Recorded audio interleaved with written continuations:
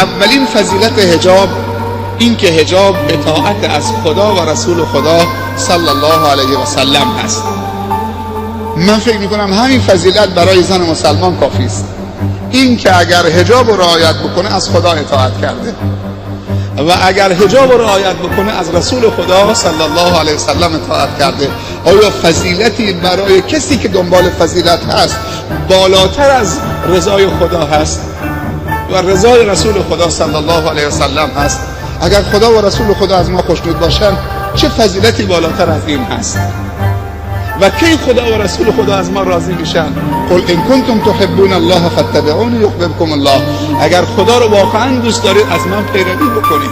رسول الله صلی الله علیه وسلم میفرمایند پس خدا و رسول خدا هر دو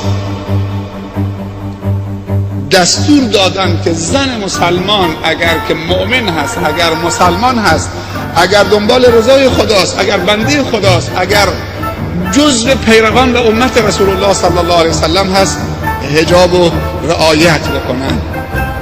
پس بزرگترین و در رأس فضیلت ها این که حجاب اطاعت از خدا و رسول خدا هست.